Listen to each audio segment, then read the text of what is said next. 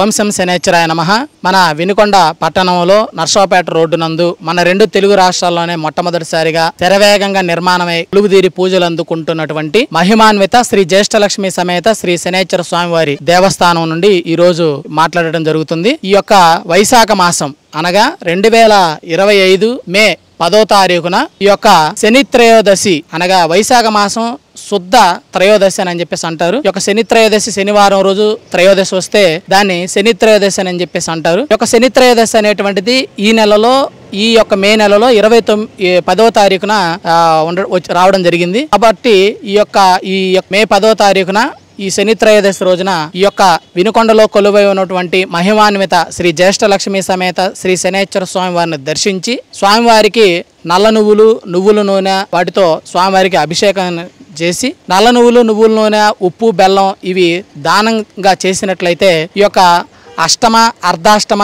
ఏలినాటి శని దోషాలు అనేటువంటి నివారణ జరుగుతూ ఉంటాయి. ఇప్పుడు మార్చి 29వ తారీఖున శని భగవానుడు కుంభరాశి నుంచి మీనరాశిలోకి సంచరించారు. కాబట్టి ఇప్పుడు మనకి కుంభరాశి వాళ్ళకి, మీనరాశి వాళ్ళకి, మేషరాశి వాళ్ళకి ఏలినాటి శని దోషాలు ఉన్నాయి. ముఖ్యంగా వీరు ఈ యొక్క శని త్రయోదశి రోజున ఈ శనీశ్వరాలయానికి సందర్శించి ఏలినాటి శని ఉన్నది కాబట్టి ఈ యొక్క దేవస్థానంలో స్వామివారికి ప్రత్యేకమైనటువంటి అభిషేకాలు, హోమాలు, శనిదేవునికి జపాలు ఇటువంటి నిర్వహించినచో వారికి ఈ యొక్క ఏలినాటి శని నుంచి ఉపశమనం పొందడం జరుగుతుంది అన్నమాట. అంతేకాకుండా సింహరాశి వాళ్ళకి అష్టమ శని, కన్యా రాశి వాళ్ళకి కంటక శని, దాంతో పాటుగా ఈ యొక్క ధనుసు రాశి వాళ్ళకి అర్ధాష్టమ శని దోషం ఉంది. కాబట్టి వీరు వారి శక్తి కొలది స్వామివారికి అభిషేకం జరిపించుకొని నువ్వుల నూనె, నల్ల నువ్వులు, ఉప్పు బెల్లం దానం ఇస్తే వీరు కూడా ఉపశాంతి అనేటువంటిది కలుగుతుంది. ముఖ్యంగా ఈ యొక్క శని త్రయోదశి అంటే ఏంటో ఈ రోజు మనం తెలుసుకుందాం. శని త్రయోదశి అంటే ఏం లేదండి, శనివారం రోజున త్రయోదశి తిథి వస్తే దాన్ని శని త్రయోదశి అంటారు. మరి ఈ శని త్రయోదశి రోజున శనిదేవుడిని ఎందుకు విశేషంగా అభిషేకించాలి, పూజించాలి,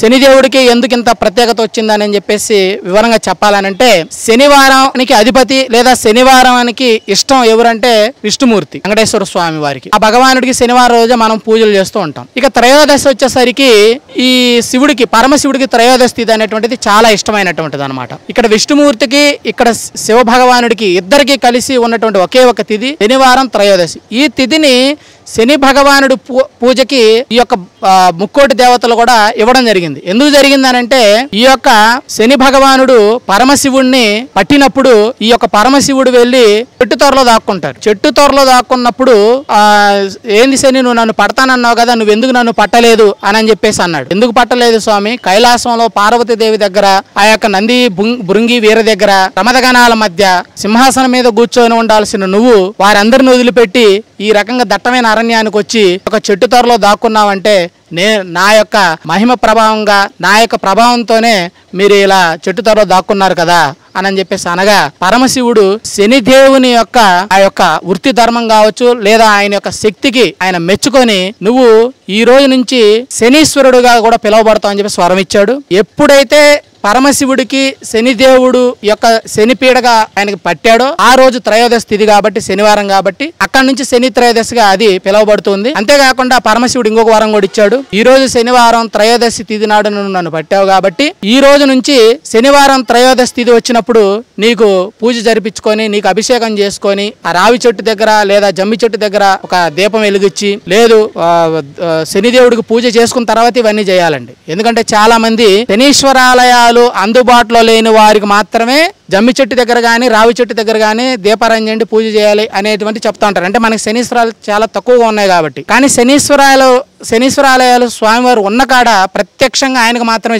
జరిపించాలి. ఇక్కడ మనం ప్రధానంగా గుర్తుపెట్టుకోవాల్సిన విషయం అది. ఇంకోటి ఏంటంటే, ఇదంతా కలియుగం అండి. ఈ కలియుగానికి అధిపతి ఎవరంటే శనిదేవుడు. అంటే కలియుగానికి రాజు శని భగవానుడు. మంత్రులు వచ్చేసరికి రాహుకేతువులు. ఇక్కడ మనం ఏం చేస్తున్నాం అంటే, రాజును వదిలిపెట్టి మిగతా వాళ్ళందరినీ కొలుస్తున్నాం. కొలవచ్చు, ఎవరికి నచ్చిన భగవంతుని వాళ్ళు కొలుసుకోవచ్చు. కానీ మనం మనకి ఇష్టమైన భగవంతుని కొలిసే ముందుగా శని భగవానుడు కూడా ఒకసారి ప్రార్థించడం, శని భగవానుడు కూడా వీలైనంత వరకు ఆయన సేవించడం, ఆయనకి పూజ చేయడం అనేటువంటి చేసుకుంటే ఈ కలియుగంలో ఈ రకమైనటువంటి కష్టాలు గాని, ఈ రకంగా దోపిడీలు గాని, దారి దోపిడీలు గాని, మనుషులు విశృంఖలంగా ప్రవర్తించడం గాని, ఇవన్నీ కూడా చాలా వరకు కూడా తగ్గుముఖం పడతాయి అన్నమాట. కాబట్టి ప్రతి ఒక్కరు కూడా ఈ యొక్క శనివారం త్రయోదశి తిథి వచ్చినటువంటి ఈ యొక్క రోజున మన వినుకొండ పట్టణంలో 2 తెలుగు రాష్ట్రాలలోనే మొట్టమొదటిసారిగా నిర్మాణం జరిగి స్వామివారు సాకార రూపంలో 7.5 అడుగుల ఎత్తులో ఇక్కడ కొలువై ఉన్నాడు. కాబట్టి ఒక స్వామివారి ఆలయానికి విచ్చేసి ఆ రోజున ఇక్కడ 19 ప్రదక్షిణలు జరిపి స్వామివారికి అభిషేకం చేసుకొని, ఇక్కడ అభిషేకం చేసుకున్న వెంటనే వెనకాల శివాలయంలో బాణలింగేశ్వర స్వామి వారు ఉన్నారు, అక్కడ కూడా అభిషేకం జరిపించుకొని నల్ల నువ్వుల నూనె దానాలుగా సమర్పించినట్లయితే వారికి ఏలినాటి శని, అష్టమ అర్ధాష్టమ శని దోషాలు అనేటటువంటి తప్పకుండా నివారణ అవుతాయి. కాబట్టి ప్రతి ఒక్కరు కూడా ఈ యొక్క మే 10వ తారీఖున ఈ యొక్క శని త్రయోదశి నాడు శని భగవాన్ని పూజించి స్వామివారికి జ్యేష్ఠలక్ష్మి అమ్మవారు, శ్రీ శనేశ్వర స్వామివారి ఆశీస్సులు నిండుగా మెండుగా పొందాలని మనస్ఫూర్తిగా కోరుతున్నాం. ఓం శం శనేశ్వరాయ నమః.